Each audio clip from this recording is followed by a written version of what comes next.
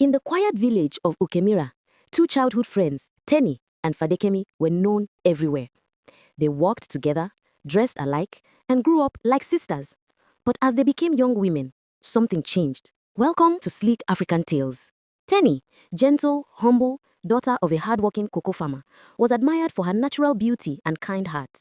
Fadekemi, on the other hand, became loud, proud, and hungry for a luxurious life.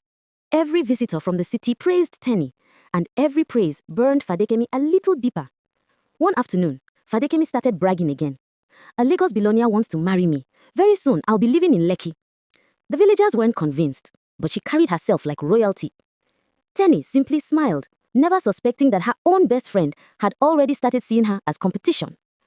One evening, while resting at her father's farmland, Teni heard footsteps behind her. Startled, she grabbed a branch, ready to fight. But a tall, neatly dressed young man caught her wrist gently. "Relax," he said with a calm smile. "You're braver than you look." Teni stepped back, cautious. Strange, he looked like a city man, yet he spoke with the ease of someone who belonged there. They sat briefly watching the sky, and before he left, he handed her a silver wrist bead. "Keep this. One day, you will understand why." Teni didn't know what to think. Who exactly was this man? Days later, the town crier announced, 3 days from now, the Ukemira Homecoming Gala will hold. A wealthy Lagos guest will choose one young woman for a life-changing opportunity in the city. The whole village erupted in excitement. Fadekemi screamed the loudest, "My billionaire is finally coming for me!" Teni wasn't interested, at least not until she remembered the silver bead. The night before the event, Fadekemi visited Teni. "My friend, don't go. What if your mystery man thinks you are chasing other men?" Teni hesitated. She trusted Fadekemi. Maybe she shouldn't attend. But something in her spirit pulled her toward the gala. She eventually walked there quietly, just to look around. The event had already begun.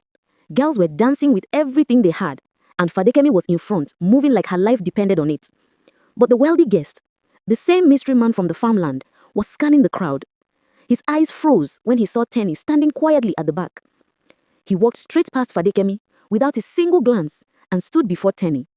In front of the entire village, he slid a gold-studded bead onto her hand.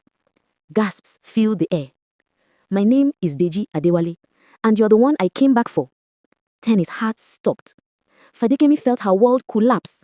And in that moment, with jealousy burning through her veins, she made a deadly decision. If Teni was going to the city, then she would never reach Lagos alive. Watch out for the next part. Like and subscribe so you won't miss what happened next.